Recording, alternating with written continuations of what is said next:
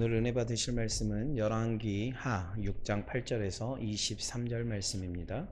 열왕기 하 6장 8절에서 23절 말씀입니다. 본문이 조금 깁니다.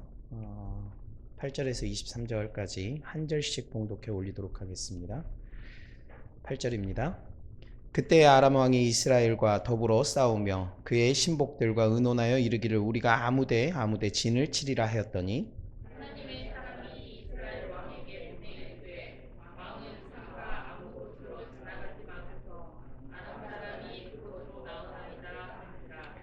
이스라엘 왕이 하나님의 사람이 자기에게 말하여 경계한 곳으로 사람을 보내 방비하기가 한두 번이 아닌지라.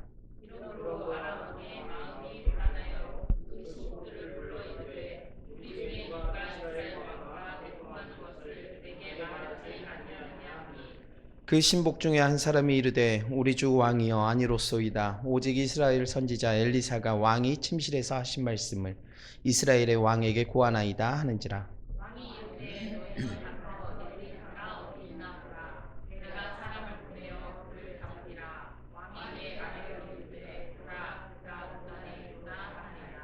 왕이 이에 말과 병거와 많은 군사를 보내매 그들이 밤에 가서 그 성읍을 에워쌌더라.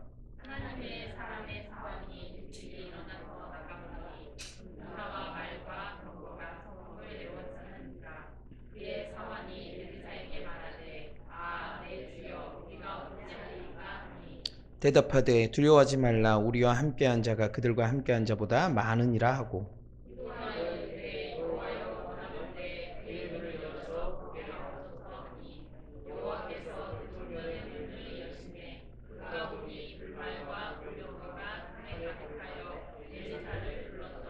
아람 사람이 엘리사에게 내려오매 엘리사가 여호와께 기도하여 이르되 원하건대 저 무리의 눈을 어둡게 하옵소서 하매 엘리사의 말대로 그들의 눈을 어둡게 하신지라.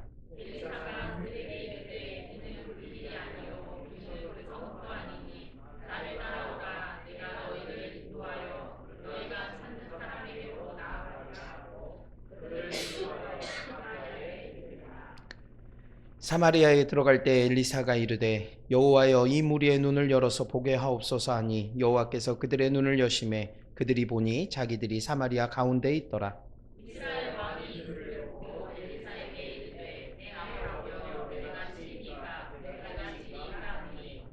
대답하되 치지 마소서. 칼과 활로 사로잡은 자인들 어찌 치리이까. 떡과 물을 그들 앞에 두어 먹고 마시게 하고 그들의 주인에게로 돌려보내소서 하는지라.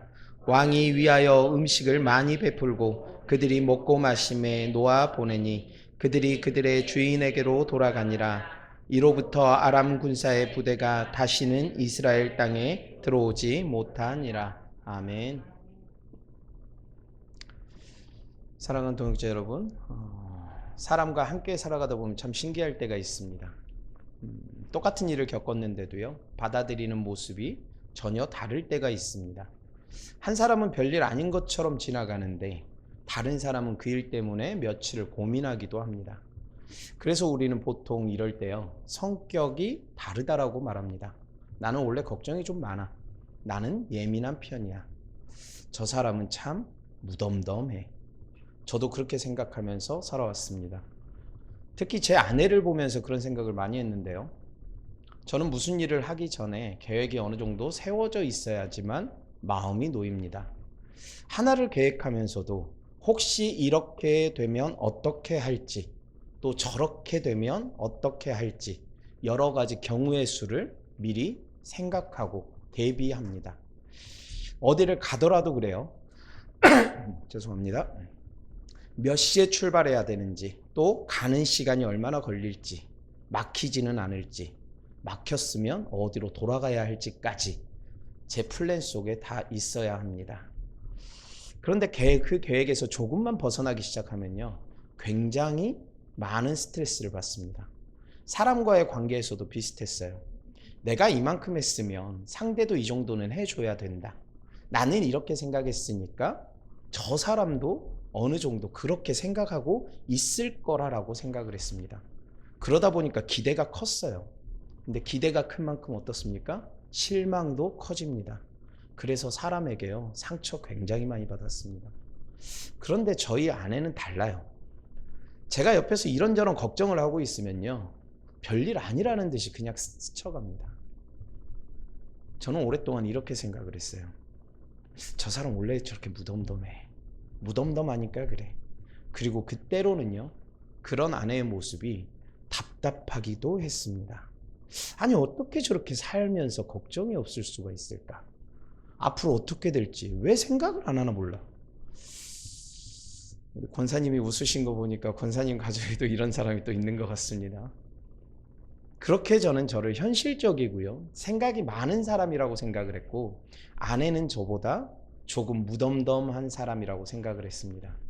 그런데 신앙생활을 하면서, 그리고 말씀 앞에서 제 모습을 돌아보는 시간이 많아지면서 그 생각이요, 조금씩 불편해지기 시작을 해요. 정말 이것이 단지 성격의 차이인 것인지, 저는 왜 그렇게 계획대로만 돼야지 마음이 놓였을까? 예상하지 못한 일이 생기면 그렇게 불안에 떨고, 또 왜 사람에게 기대한 것이 돌아오지 않으면 그렇게 크게 실망을 했을까요? 처음에는 제가 원래 그런 사람이기 때문이라고 생각을 했습니다. 그런데 제 모습을 계속 들여다보니까요, 조금 다른 것이 보였어요. 저는 많은 것을 제 손에 쥐고 있어야 마음이 놓이는 사람이었습니다. 계획도 내가 세워야 했고요, 앞으로 일어날 일도 어느 정도 예상을 할 수 있어야 했어요. 문제가 생기면 해결의 방법이 보여야 됐고요, 사람도 내가 기대한 범위 안에서 움직여줘야 했습니다. 그래야 안심이 됐어요. 그리고 그 모습을 보면서 인정하기 싫지만 인정할 수밖에 없는 것이 있었습니다. 저는 하나님을 믿는다고 하면서도요, 많은 순간 나 자신을 믿고 살았던 겁니다. 그래서 가지고 있어도 부족했어요. 준비해 놓고도 또 걱정을 했습니다. 하나를 해결하고 나면요, 아직 일어나지도 않는 다음 일을 걱정하고 있는 거예요. 그런데 오늘 말씀을 묵상하다가 두 사람을 보게 됐습니다. 엘리사와 그의 사환입니다. 두 사람은 전혀 지금 다른 상황에 있지 않아요. 같은 도단에 있었고요, 같은 아침을 맞았고, 같은 아람 군대에 포위되어 있었습니다. 그런데 그 상황을 마주한 이 두 사람의 반응은요, 너무도 달랐어요. 아침 일찍 사환이 밖으로 나갔습니다. 그런데 밤 사이에 상황이 완전히 달라져 있던 거예요. 아람의 군사와 말과 병거가 도단 성읍을 에워싸고 있었습니다. 그 모습을 본 사환이 엘리사에게 말을 합니다. 아, 내 주여, 우리가 어찌하리이까? 저는 이 말을 읽으면서요, 이 사환을 나무라고 싶은 마음이 생기지 않았어요. 너무나 현실적인 반응이거든요. 사환이 괜히 걱정을 만들어낸 것이 아닙니다. 실제로 군대가 와 있었어요. 그리고 포위하고 있었습니다. 자신들의 힘으로는 빠져나갈 방법조차 보이지 않았어요. 그러니 두려운 것은 어떻습니까? 당연한 거예요. 우리도 그렇습니다. 하나님을 믿는다라고 해서 눈앞의 문제가 아무렇지 않은 것은 아닙니다. 걱정할 일이 생기면요, 걱정이 되고요, 두려운 일을 만나면 두렵습니다. 저는 그것까지 믿음이 없다라고 말하고 싶지 않습니다. 몸이 아프면 병원 가야 해요. 형편이 어려우면 계산해봐야죠. 문제가 생기면 해결할 방법을 찾아야 합니다. 또 자녀의 앞날을 두고 부모가 고민하는 건 너무도 당연한 일입니다. 믿음은요, 현실을 외면한 것이 아니기 때문에 그렇습니다. 그런데 사환과 똑같은 현실을 보고 있는 이 엘리사의 반응은 너무도 달랐습니다. 16절인데요. 두려워하지 말라. 우리와 함께한 자가 그들과 함께한 자보다 많으니라. 저는 처음에 이 말이 오히려 좀 이상했어요. 지금 눈앞에 보이는 것만 놓고 보면 사환의 말이 훨씬 현실적이었습니다. 아람 군대는 많은데 이 자기들은 둘밖에 없었어요. 그런데 엘리사는 오히려 우리와 함께한 자가 더 많다라고 말합니다. 무엇이 엘리사로 하여금 이렇게 말을 할 수 있게 했을까요? 17절을 읽으면서 그 차이가 분명해지기 시작을 하는데요. 엘리사가 기도합니다. 여호와여, 원하건대 그의 눈을 열어서 보게 하옵소서. 하나님께서요, 사환의 눈을 여시자 산의 불말과 불경거가 가득하여서 엘리사를 둘러싸고 있는 것이 보이기 시작합니다. 그런데 여기에서 순서를 조금 잘 봐야 돼요. 사환의 눈이 열린 것은 17절 말씀입니다.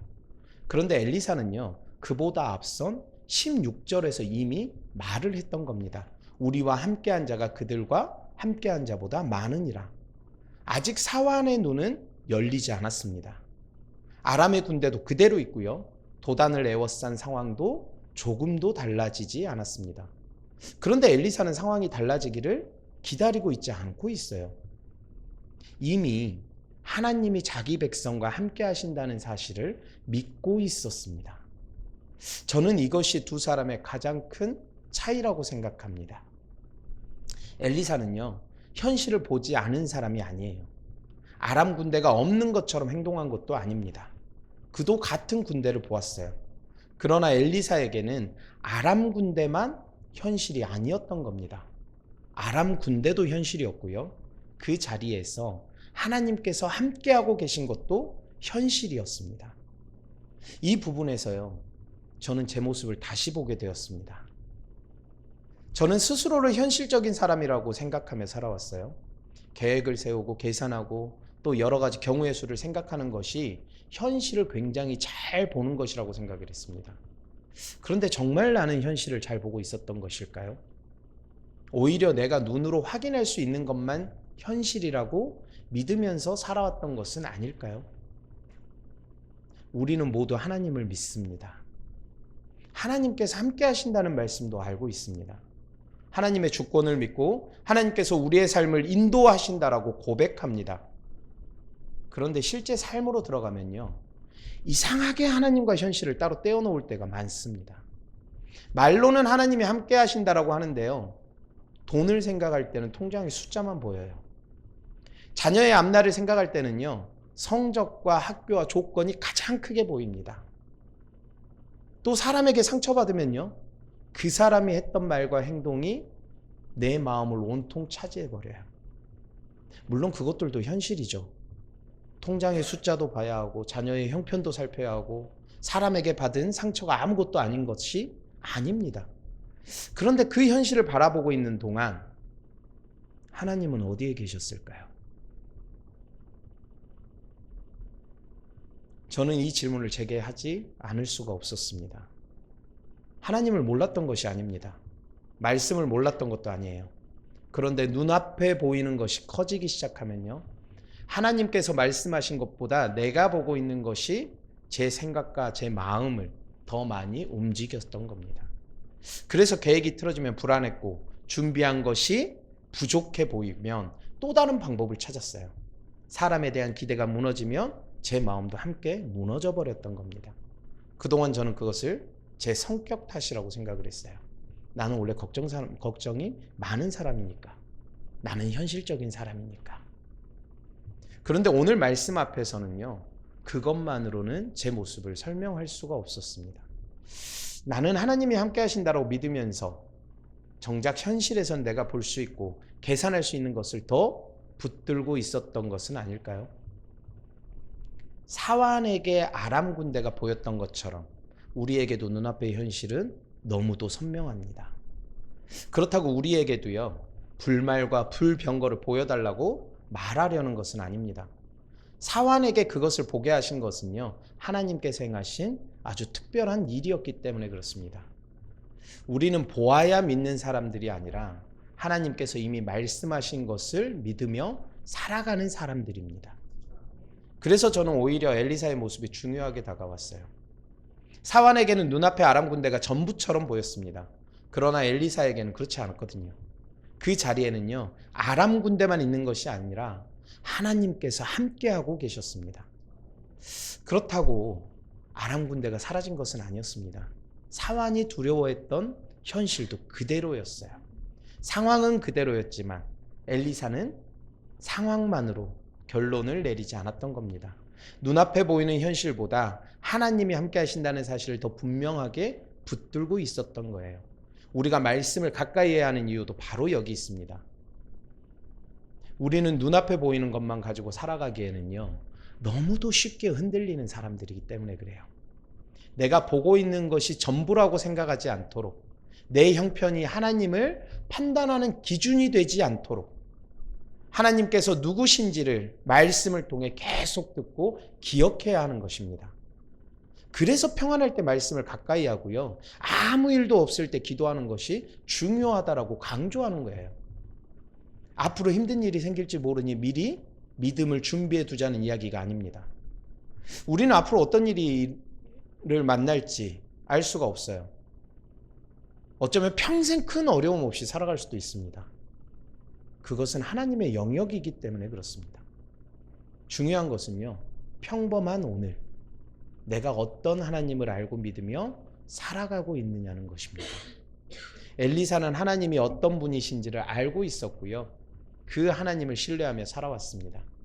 그래서 아람 군대가 도단을 포위하는 그 순간에도 눈앞의 상황에만 마음을 빼앗기지 않았던 겁니다.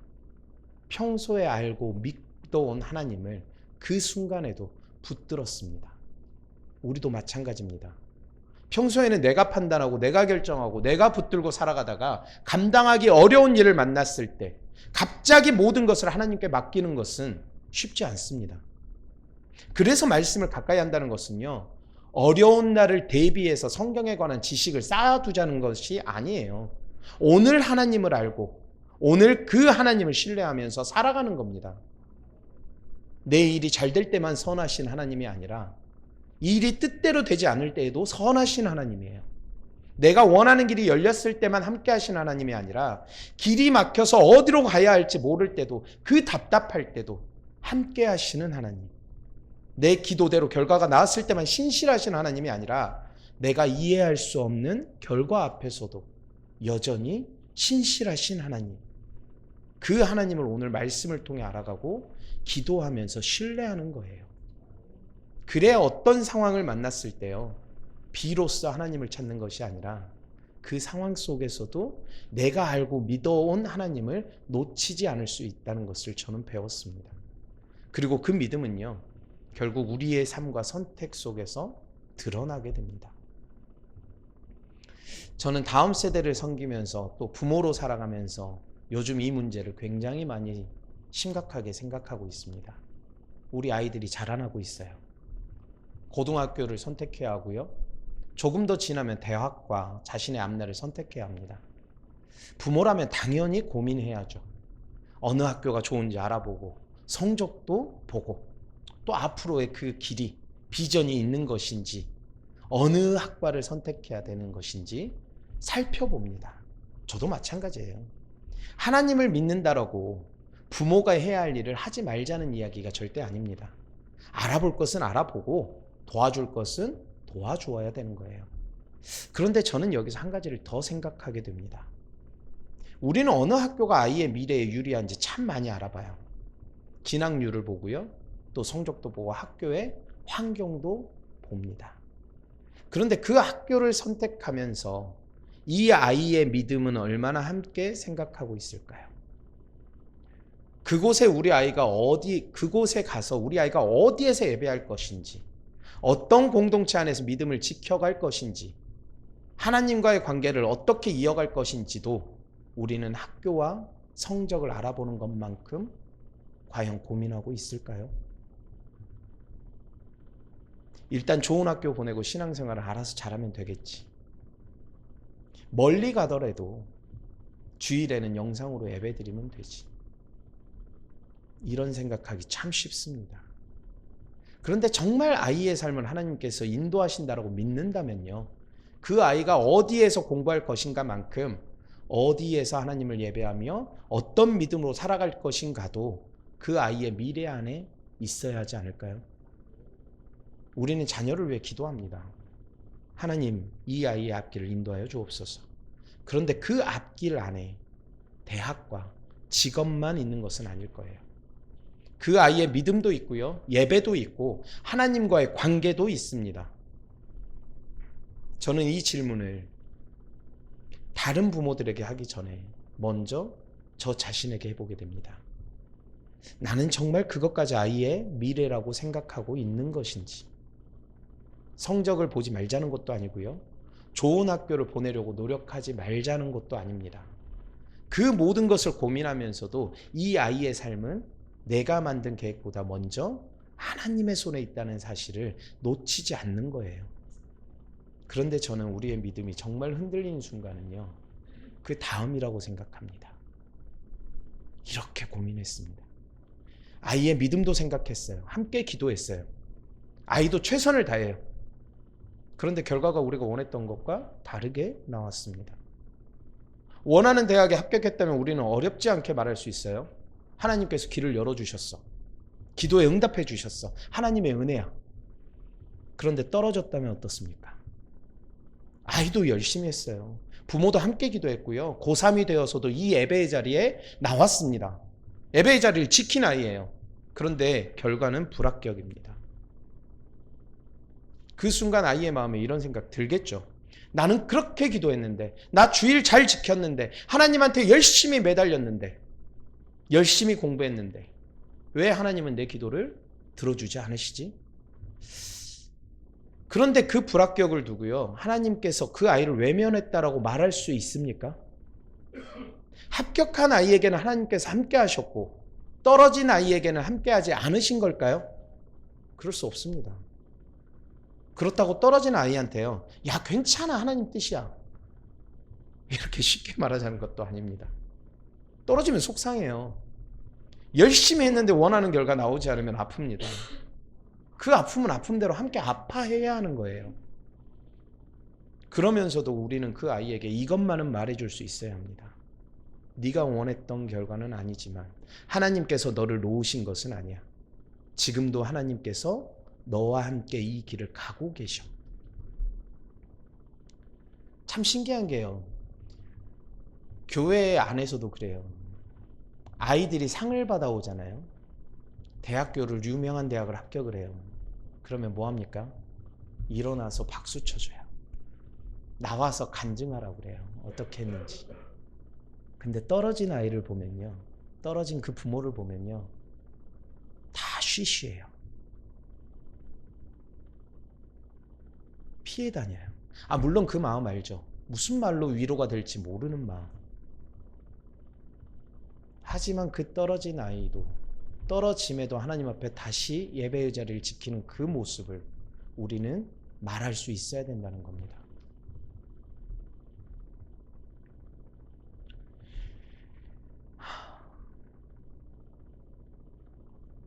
근데 이게 과연 우리 아이들만의 이야기일까요?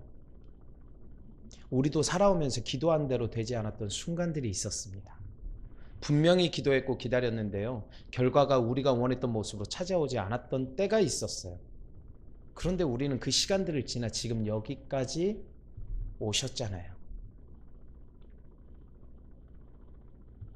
그때 하나님이 안 계셨나요? 아닙니다. 잘 되었을 때만 하나님께서 함께 하셨던 것이 아니라 내가 원했던 대로 되지 않았던 그 시간에도 하나님께서 우리를 놓지 않으셨습니다. 그렇다면 잘된 이야기만 하나님의 은혜라고 말해서는 안 되는 거라고요. 내가 원하는 것을 얻지 못했던 그 시간에도요, 나와 함께 하시고 나를 붙들어 주셨던 하나님도 우리의 고백이 되어야 하는 것입니다. 오늘 말씀에서도 그렇습니다. 사환의 눈이 열렸고 아람 군대가 사라진 것이 아니에요. 불말과 불병거를 보았지만 아람 군대는 여전히 엘리사를 향해 내려오고 있었습니다. 그리고 여기서 오늘 말씀은 또 한번 방향을 바꾸는데요, 18절입니다. 아람 군대가 엘리사에게 내려오자 엘리사가 하나님께 기도합니다. 원하건대 저 무리의 눈을 어둡게 하옵소서. 조금 전에는 사환의 눈을 열어달라고 기도했던 엘리사가요, 이번에는 아람 군대의 눈을 어둡게 해달라고 기도합니다. 하나님께서는 그 기도를 들어주세요. 그리고 엘리사는요, 눈이 어두워진 아람 군대를 이끌고 사마리아로 들어갑니다. 사마리아에 도착한 뒤에 엘리사가 다시 기도해요. 여호와여, 이 무리의 눈을 열어서 보게 하옵소서. 하나님께서 그들의 눈을 여시죠. 눈을 뜬 아람 군대가 자기들이 어디에 있는지를 알게 됩니다. 사마리아 한가운데예요. 상황이 완전히 뒤집혀 버렸습니다. 조금 전까지는 아람 군대가 엘리사를 포위하고 있었는데요, 이제는 아람 군대가 이스라엘 한가운데 들어와서 포위를 당하고 있습니다. 그리고 그 모습을 본 이스라엘 왕이요, 엘리사에게 묻습니다. 내 아버지여, 내가 치리이까? 내가 치리이까? 저는 여기서 또 다른 우리의 모습을 발견했습니다. 사환은 상황이 너무 불리해지자 말했죠. 우리가 어찌하리이까. 그런데 상황이 완전히 뒤집혀지자 이스라엘 왕은 엘리사에게 묻고 있는 거예요. 내 아버지여, 내가 치리이까? 내가 치리이까? 저는 이 두 말이 계속 마음에 남았습니다. 우리가 어찌하리이까? 그리고 내가 치리이까? 사환은 눈앞의 현실 때문에 답을 찾지 못했습니다. 그런데 이스라엘 왕은요, 눈앞의 현실 때문에 오히려 답이 너무 빨리 생겨버렸어요. 물론 왕은 자기 마음대로 행동하지 않았습니다. 엘리사를 내 아버지여라고 부르며 묻고 있어요. 그런데 그의 질문은요, 어떻게 해야 합니까가 아니었어요. 내가 치리이까? 그것도 한 번이 아니라 두 번을 묻습니다. 성경이 왕의 마음을 자세히 설명하고 있지는 않습니다. 하지만 저는 이 질문을 읽으면서 우리의 모습을 생각하게 됐어요. 우리도 하나님께 참 많이 물어봐요. 그런데 정말 아무것도 정하지 않은 채 정말 백지 상태로 하나님의 뜻을 묻고 있는지 돌아보면 그렇지 않을 때가 많다라는 거예요. 이미 마음은 어느 한쪽으로 기울어져 있는데 하나님께 묻습니다. 하나님, 이렇게 하면 되지 않을까요? 하나님, 저쪽 가면 되지 않을까요? 제 시선과 제 마음은 이미 저쪽이에요. 그리고 하나님께 물어보는 겁니다.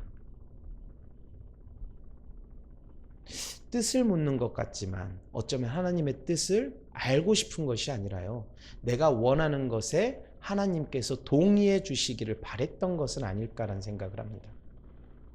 제 기도를 돌아보면 그랬어요. 하나님께 묻고 있다라고 생각을 했는데요, 사실은 이미 내가 답을 가지고 하나님 앞에 나아갔던 순간들이 너무도 많았습니다. 사환은 보이는 현실 앞에서 답을 잃어버렸어요. 우리가 어찌하리이까? 그런데 이스라엘 왕은요, 보이는 현실 앞에서 답이 너무 분명하잖아요. 내가 치리이까? 이 둘 중에 누가 믿음이 더 있고 누가 믿음이 없다라고 말할 수 있을까요? 저는 말할 수 없습니다. 오히려 이 두 모습이요, 제 안에 다 가지고 있기 때문에 그렇습니다. 앞이 보이지 않으면 두려워하고요, 길이 보이면 금세 그것이 답이라고 생각을 했습니다. 아무것도 할 수 없을 때는요, 하나님을 찾으면서요, 하나님 도와주세요. 하나님, 죽어버릴 것 같아요. 어떻게 하라고 이러십니까 하나님? 그렇게 간절히 매달리고 간절히 울면서 기도했던 제가요, 조그만한 빛을 보고 조그만한 결과물이 나오기 시작하니까 이제 내가 할 수 있을 것 같습니다. 하나님 잠깐만요, 제가 할게요. 나 이거 할 수 있을 것 같아요. 제가 할게요. 잠깐만요, 기다려주세요 하나님. 이렇게 제 생각이 앞서는 거예요. 그래서 보이는 것이요, 전부가 아니라는 말은 어려울 때만 필요한 말씀이 아닌 것 같다는 생각을 갖습니다.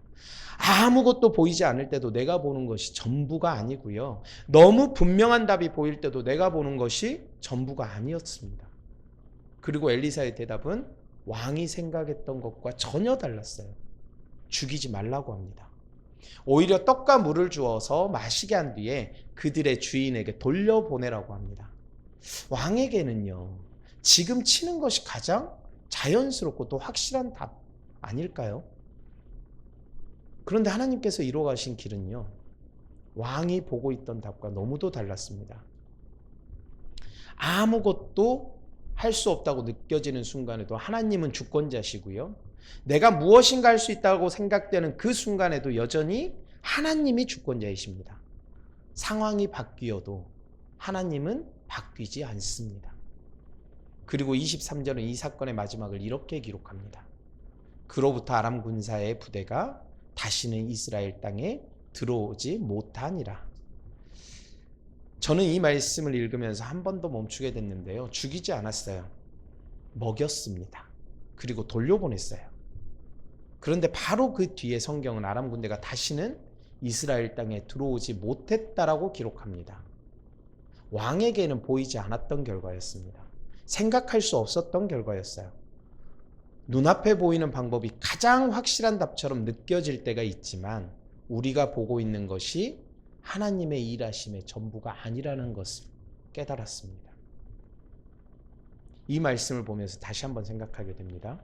보이는 것이 전부가 아닙니다. 사환에게 보이는 것이 전부가 아니었습니다. 이스라엘 왕에게 보이는 것도 전부가 아니었습니다. 그리고 우리가 지금 보고 있는 것도 전부가 아닙니다. 말씀을 맺겠습니다. 오늘 말씀을 묵상하면서 저는 제 모습을 굉장히 많이 돌아보게 되었는데요. 저는 스스로 현실적인 사람이라고 생각을 했습니다. 그런데 돌아보니까 현실을 잘 본 것이 아니라 내 눈에 보이는 것을 너무 크게 보며 살았던 순간들이 많았던 겁니다.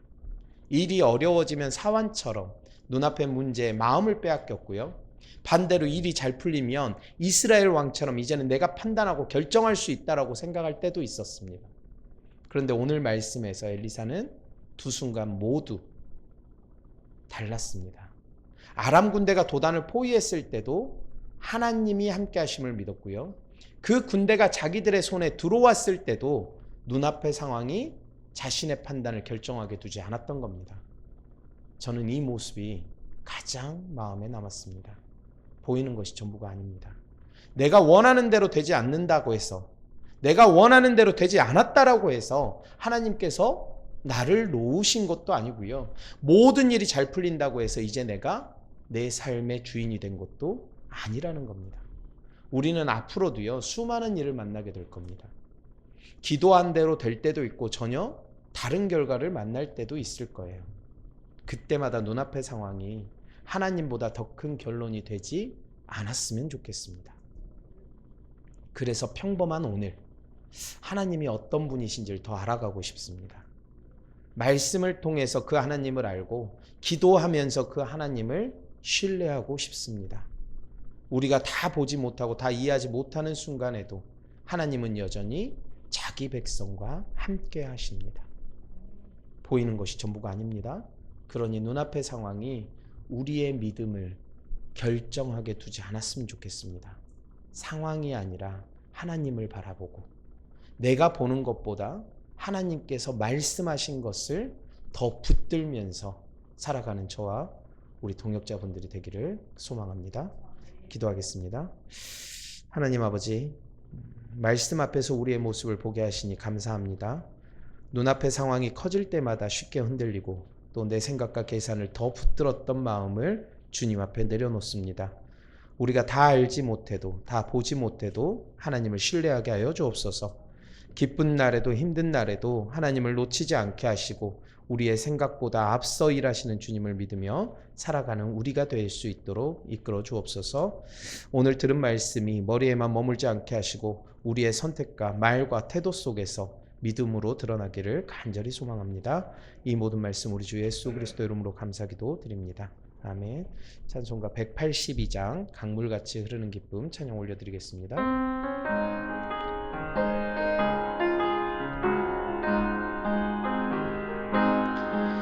강물같이 흐르는 기쁨 성령 강림함이라.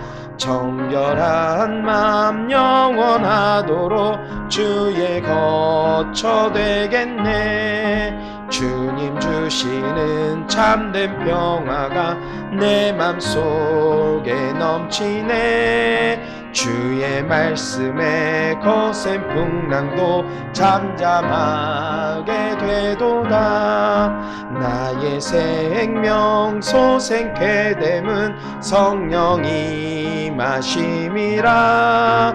모든 의심 슬픔 사라져 주의 평강 넘치네. 주님 주시는 참된 평화가 내 맘속에 넘치네. 주의 말씀에 거센 풍랑도 잠잠하게 되도다. 하늘에서 단비 내리고 햇빛 찬란함같이 우리 맘에 성령이 많이 주님 보내심이라. 주님 주시는 참된 평화가 내 맘속에 넘치네. 주의 말씀에 거센 풍랑도 잠잠하게 되도다. 생명신에 넘쳐 흘러서 마른 광야 적시니 의의 열매 무르익어서 주수를 기다리네. 주님 주시는 참된 평화가 내 맘속에 넘치네. 주의 말씀에 거센 풍랑도 잠잠하게 되도다. 놀라우신 주의 은혜로 그의 얼굴 뵙겠네. 평화로운 안식처에서 영원토록 쉬겠네. 주님 주시는 참된 평화와 내 맘속에 넘치네. 주의 말씀에 거센 풍랑도 잠잠하게 되도다. 하늘에 계신 우리 아버지, 아버지의 이름을 거룩하게 하시며 아버지의 나라가 오게 하시며 아버지의 뜻이 하늘에서와 같이 땅에서도 이루어지게 하소서. 오늘 우리에게 일용할 양식을 주시고 우리가 우리에게 잘못한 사람을 용서하여 준 것 같이 우리 죄를 용서하여 주시고 우리를 시험에 빠지지 않게 하시고 악에서 구하소서. 나라와 권능과 영광이 영원히 아버지의 것입니다. 아멘.